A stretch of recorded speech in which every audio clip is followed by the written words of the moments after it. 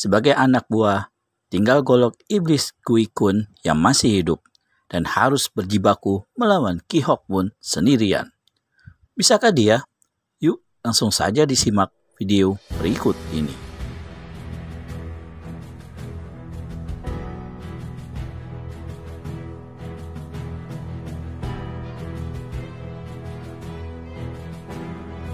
Kembali Ki Hok Bun menyeringai.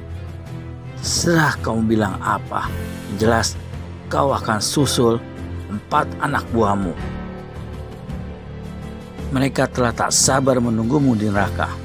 Di dunia, kalian sama-sama berbuat kejahatan. Ganjarannya di akhirat juga harus kalian rasakan sama-sama. Dendam kesumat yang membara membuat Ki Hok Bun merasa tidak perlu memikirkan segala macam aturan persilatan ataupun jiwa satria terhadap musuh paling besarnya ini. Pedang sakti di tangan kanannya tergenggam erat. Sekali senjata ini menebas, maka terpekiklah Buceng. Tangan kanannya putus. Pedang berkelebat lagi. Tangan kirinya kini yang jadi sasaran. Sekali lagi senjata itu menderu. Dan anggota rahasia Buceng amblas putus. Terdengar suara seperti sapi dipotong keluar dari tenggorokan pimpinan manusia-manusia iblis itu. Tubuhnya jatuh ke tanah tanpa nyawa lagi. Dan seperti tadi, seperti kemasukan setan, Ki Hok Bun pacokan pedangnya berulang kali ke tubuh Buceng, hingga tubuh itu tak karuan rupa lagi, hancur luluh. Sesaat setelah sadar akan dirinya, Ki Hok Bun jatuhkan diri di tanah. Mulutnya bergetar ketika berkata, "Istriku, De Chun Giok, anakku Sun Bi, hari ini aku Ki Hok Bun telah membalaskan sakit hati kalian atas 5 manusia iblis itu. Kuharap kalian berdua bisa tentram kini di alam baka." Lalu Ki Hok Bun menangis sesenggukan.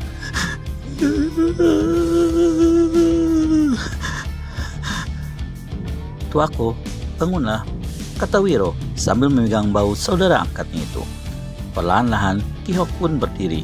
Ditatapnya muka pemuda itu lalu berkata, "Terima kasih ya. Aku berutang budi, bahkan berutang nyawa terhadapmu. Kau sudah tahu di mana 3 peti emas itu disembunyikan. Pergilah ke sana dan ambillah." Wiro Sableng tersenyum dan geleng-gelengkan kepala. Sekarang bukan saatnya bicara segala hutang budi, hutang nyawa. Soal emas itu, aku mana ada hak untuk memilikinya. Takdir menentukan emas itu harus menjadi milikmu. Kalau begitu, 3 peti emas itu kukembalikan saja pada Kaisar Yunglo, kata Ki Hok Bun pula. Wiro jadi mendelik. Kenapa jadi begitu tolol tuaku? Kalaupun mau dikembalikan, cukup 2 saja. Yang 1 ambil olehmu. Kau sudah kehilangan segala-galanya tuaku. Anak, istri, rumah dan ladang. Kau perlu sesuatu untuk modal masa depanmu. Ki Hok Bun merenung. Kata-katamu akan kupertimbangkan, Wiro. Sekarang aku akan menuju ke sana. Kau ikut? Tidak tuaku. Aku akan melanjutkan perjalanan. Masih banyak daerah selatan ini yang belum kudatangi. Kalau begitu, kita berpisah dan selamat jalan. Selama langit masih biru, hutan masih hijau, dan air sungai masih mengalir ke laut, aku tak akan melupakanmu dan kuharap kita bisa berjumpa kembali. Wiro mengangguk. Kudoakan agar kau bahagia tuaku.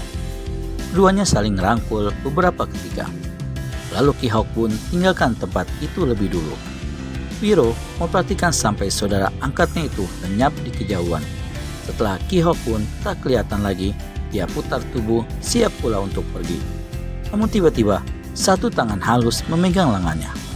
Dia berpaling, ternyata pelacur jelita bernama Lun Xian Chin itu. Ada apa Nona? Tayyab, kau telah menolongku. Kalau tak ada kau, Mungkin aku sudah mati di tangan manusia iblis itu. Aku merasa tidak tentram sebelum dapat membalas budi besarmu itu.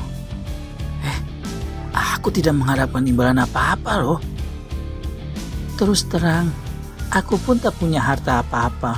Kecuali apa maksudmu?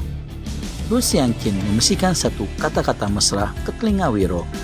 Ke telinga Wiro Sableng, membuat pemuda ini jadi merah wajahnya, tapi juga senyum-senyum. Kau mau? Wiro garuk-garuk kepala.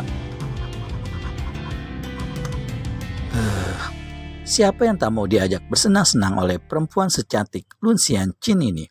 Tapi walau bagaimanapun, Lucian Chin adalah pelacur, dan ini membuat pendekar kita jadi meragu. Namun, untuk menyenangkan hati perempuan itu, dia berkata, baiklah, aku akan datang ke tempatmu. Kau berangkat saja lebih dulu, nanti ku susul. Wiro kedipkan matanya.